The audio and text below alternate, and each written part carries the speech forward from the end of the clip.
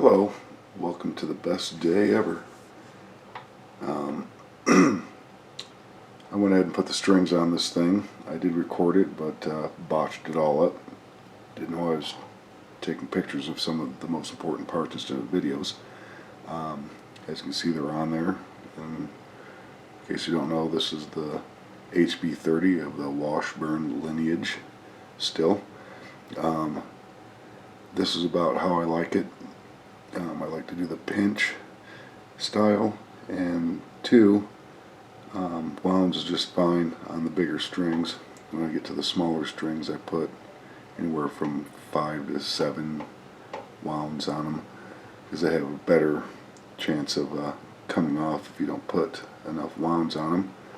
So with that, today we're going to be doing the setup, and in the future I'll be doing videos on the two different main types of headstocks, which is a 3/3 and then a inline 6, whether it be the top or the bottom.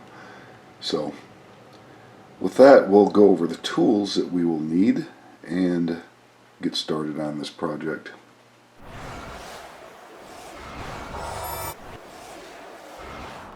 Okay, here we are with the tools.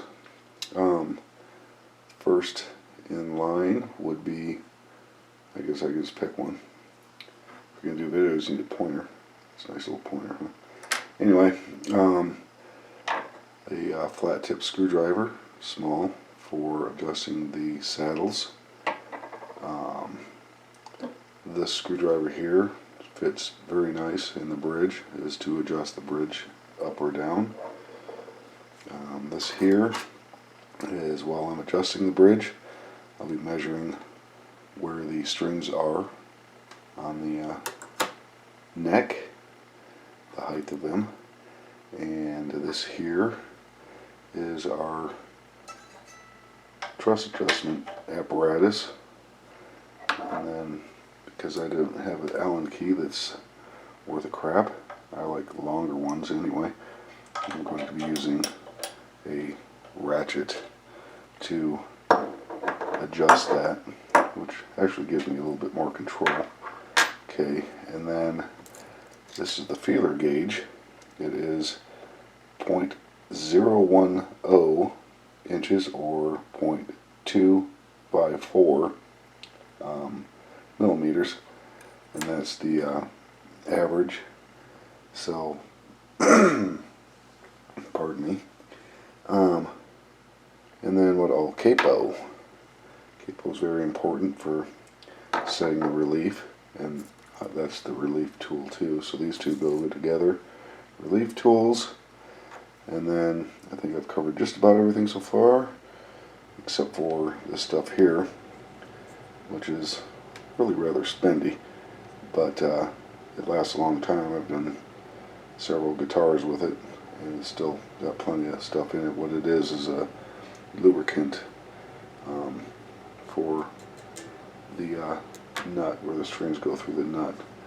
Anyway, with that, first thing we're going to do is we're going to lower the strings. So we'll be right back for that process.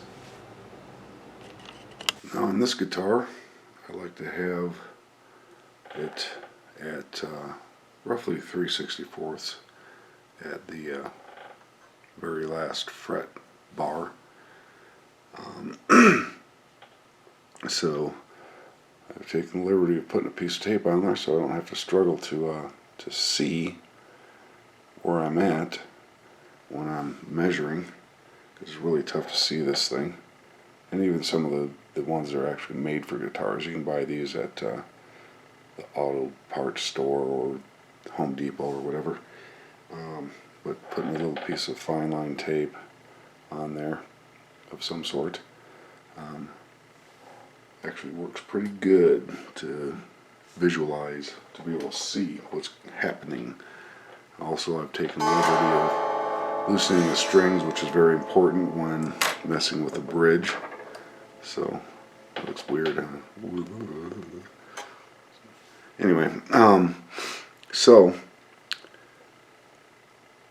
take your screwdriver, and what I want to do is I want to go down because I'm about roughly a 64th too high, and I want to go down with it here. So, and I want to do it on both ends, obviously, and that looks like I've achieved my goal on that part. And then measure the other side. This one gotta go down a little bit. So, and what we're measuring to is the bottom of the string, not the top of the string. Whenever I want to measure to the top of the string, this thing here comes in handy because I can just set it down to the top of the string and just leave it where it's at. No tape necessary. So where I'm at with, or where I want to be with the height of the strings. It's not extremely low, but it may lower a little bit more. And this isn't my, I don't solo on this guitar, so this is strictly chords and stuff. Sometimes I do a little bit of soloing, but no string bending, no nothing like that. So this is just a rhythm guitar. That's what I use it for. So with that, we will get on to the next step, which will be setting the relief on this guitar. So here we go. Okie dokie. We're ready to capo this thing up. And one important note on capoing for setting relief is that I like to take the capo and put it on the very top, the very edge of the first fret. And the reason for that is so that it's basically coming straight off that fret, instead of, if you put it over here, you're going to have some bow up. It's going to send it up before it goes over. So put it right there. Here we are, the other end of the spectrum here, if you will. Important note is that anywhere from here forward is not going to make any difference. It's always best to just kind of where the neck starts arching is where you want to apply the pressure.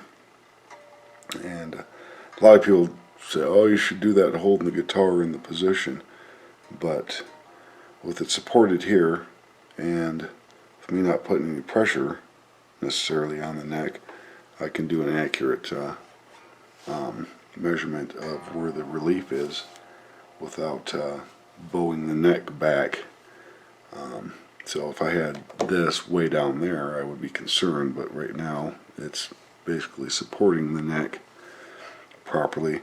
And I've checked it after I've done it this way when sitting in the lap position, you know, in position, play position, and it's just fine.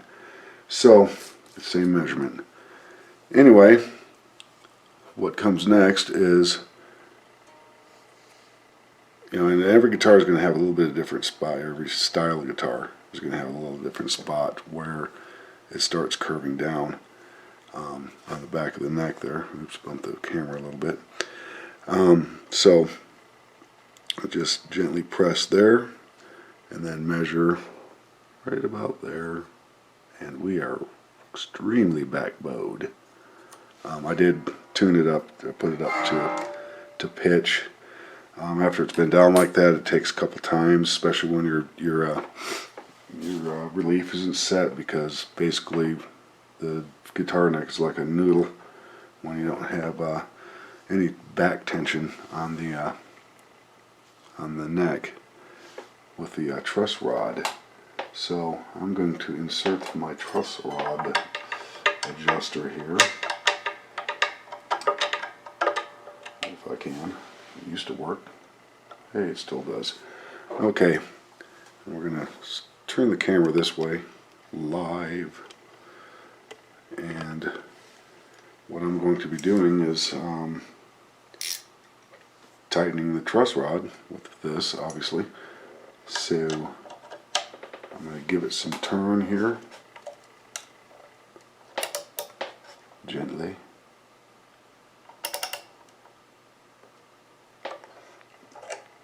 And because if you've watched my other videos, you know that I set this neck straight, perfectly straight, for fret leveling.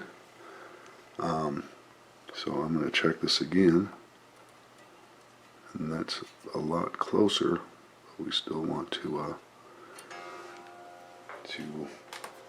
go some more. You only have to measure on one string, because if it's different on the bottom, then you have a neck issue in general. Okay. When doing this, be very gentle with your truss rod. They're actually pretty resilient, but if you're trying to wrench on it like you're taking a wheel off your car, you can break it. I'm going to go just a little bit more. So it's getting a lot closer.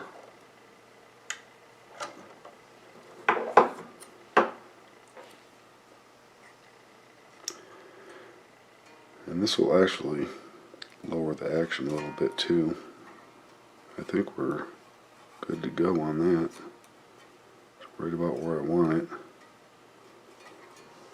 And this is what most manufacturers will tell you to put the relief at if you want relief in it. So I'm going to double check this action again. It's lower than 3/16 and doesn't buzz. I ain't tripping. No, it's still, or 3/64, sorry. No, we're still good to go on that. So I believe that we are set on the video there. We probably took it flat a little bit, or no, sharp, I'm sorry, because we've flattened the neck out, which stretches the strings out. So I'll be able to readjust that before I do the intonation, which will be next. I'm going to check it one more time. Oops, I just switched to both pickups. That's not going to work. Got to have it on the upper pickup to do this. Anyway, yeah, that's about perfect right there. Oops. So it's all good. Let's move on to intonation next. Okay, here we are for some intonation. I'm going to do one string and one string only, and then I'll leave you alone. The rest of the strings will be done similarly. Important thing to remember is that if the intonation is flat, the string needs to be shortened. If it's sharp, it needs to be lengthened. So what we're going to do here is I'm tuned to pitch, and we're going to check at the 12th fret, depressing on the 12th fret. And you can see that that's flat. You see the red light to the left of the green light, or the needle, if you can see that. We're flat on the G string. So we are going to set that up nicely here next. Okay, here we are at the bridge of size. Anyway, at the bridge, G string is right here, obviously. Now this is a wound G string, and that's the way I like it on this guitar. It gives a nice warm sound. I think I've already mentioned that in another video. So, vitally important. We're going to be shortening this string by moving the saddle that way. Vitally important. Not a lot of people cover it. Loosen the string before you mess with the saddle, because if you don't, you can damage the saddle screw, or any number of things.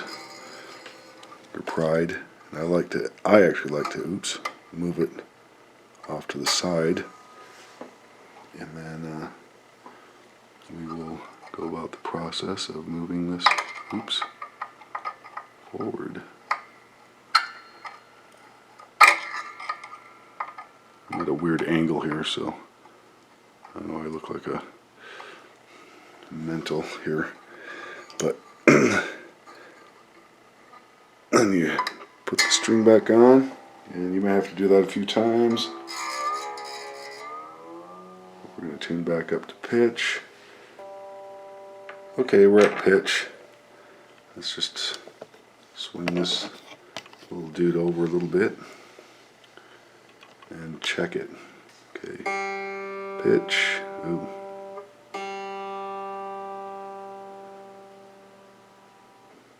Yeah. And it still shows a little bit flat. Not as flat as it was. Let me get this.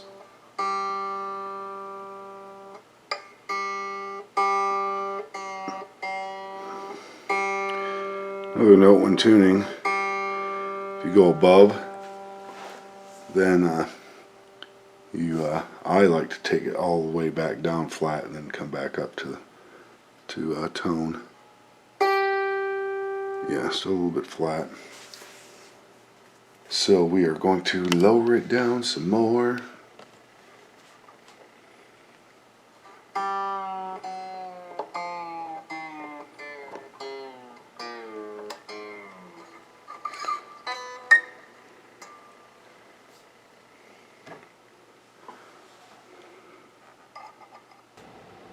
Okay, I think we finally got it.